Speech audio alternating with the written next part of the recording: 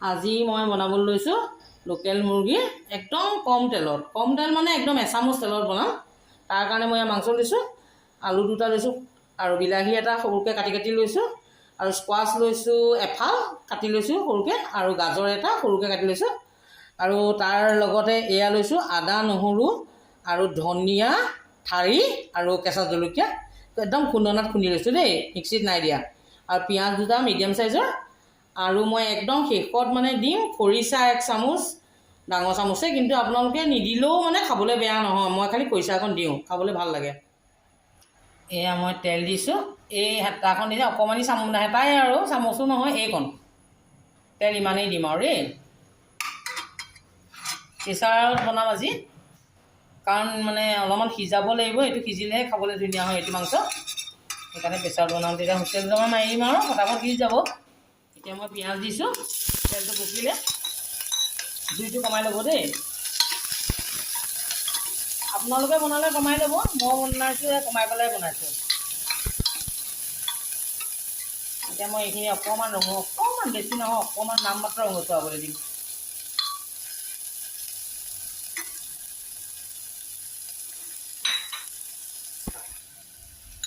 এই আৰু ৰঙচুৱা হৈছে অকণমান পিঁয়াজ। এতিয়া মই এই পেষ্টখিনি দি দিছোঁ, খুন্দনাত যে খুন্দি লৈছিলোঁ সেইকেইটা দি দিছোঁ দেই।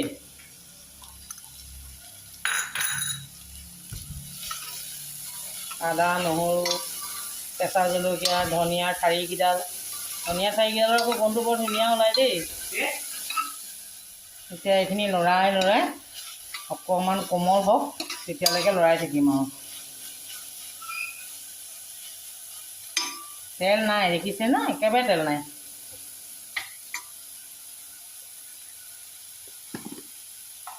এতিয়া অকণমান নাম মাত্ৰ আলু দি একে চামুচৰ আগখনে অকণমান আৰু এখুটমান দেই। এইটো মানে চাবলৈ গ'লে বইলৰ লেখীয়াও হয়, তেল এচামুচ দিছোঁ কাৰণে এতিয়া বইল বুলি ক'ব নোৱাৰোঁ।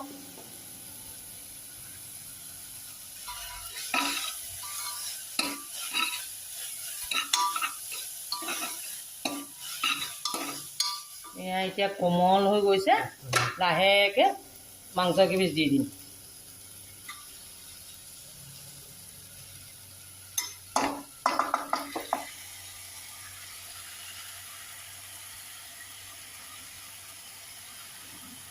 মাংসকণ দিলোঁ, দি পেলাই অকণমান লৰাই দিলোঁ।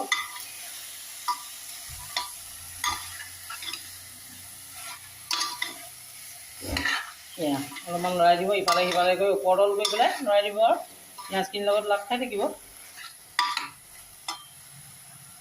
তাৰপিছত মই এয়া কাটি থোৱা স্কোৱাছ গাজৰ এইকণ একেলগে ইয়াত দি দিম। বিলাহী দি দিছোঁ একেলগে।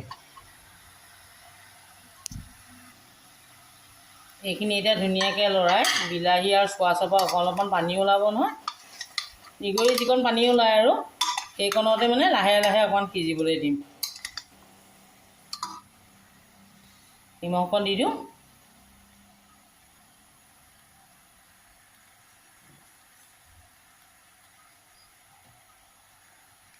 এতিয়া লৰাই মেলি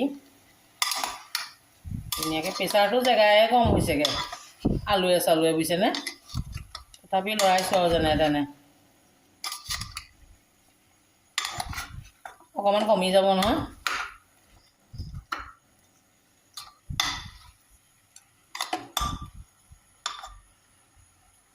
এতিয়া লাহেকৈ ঢাকনাখন প্ৰেছাৰৰ হুইচেলটো নামাৰোঁ। এয়া মই লৰাই অকণমান ওপৰতল কৰি লৰাই আছোঁ আৰু চামুচখন সোমোৱাই নাই নহয়, লৰাইছোঁ আৰু দেই। লৰাই পেলাই মই এই হুইচেল আকৌ এতিয়াই মাৰিব নোৱাৰি নহয়, এইটো লাহেকৈ এই পানীটো অলপ মই অকণমান ঢাকি থৈছোঁ এনেকৈ। এয়া দেখিছেনে, অলপ অলপকৈ সিজিছে, বেছি নাই সিজা আৰু অলপ অলপ সিজিছে, পানীটো ওলালে দেখিছে নাই, তলত পানীটো ওলাইছে। এনেকৈ লৰাই দিম লাহেকৈ।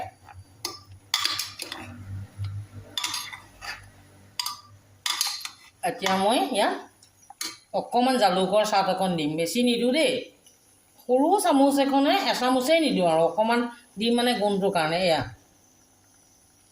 তাৰমানে কি একো মা মছলাটো একো দিয়া নাই আকৌ এইবোৰ মানে কাকো কেঁচা কেঁচা গোন্ধ আহিব সেইখন ঘৰত নাখাবই সেইকাৰণে সেই জালুকৰ চাল অকণ দিছোঁ সৰহকৈ আপোনালোকে জ্বলা খালে সৰহকৈ দিব মই কমকৈ দিছোঁ অকণমান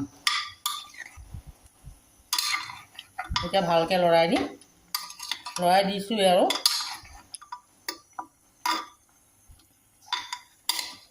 এতিয়া অকণমান পানী দিম একদম উতলা গৰম পানী একদম উতলা গৰম পানী দেই উতলা গৰম পানী দিছোঁ এয়া অলপমান দিম দি পেলাই প্ৰেছাৰ কাপৰটো আগৰ লেখীয়াকৈ মাৰি থ'ম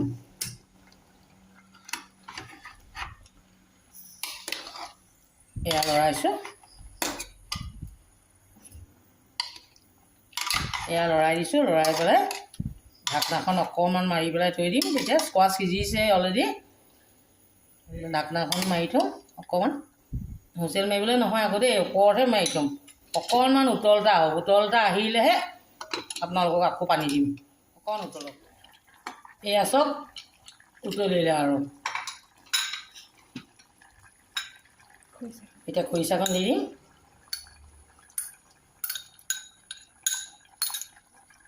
এতিয়া লৰাই দিম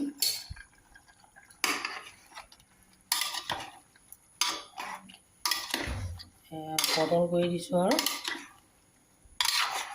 এয়া সিজিলেই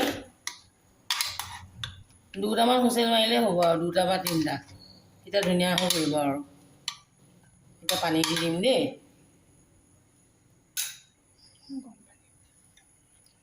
গৰম পানী দি দিছোঁ যিমান মানুহ সিমান খাবলৈ পানীটো আন্দাজ কৰি দিছোঁ আপোনালোকেও তেনেকৈ দিব বনালে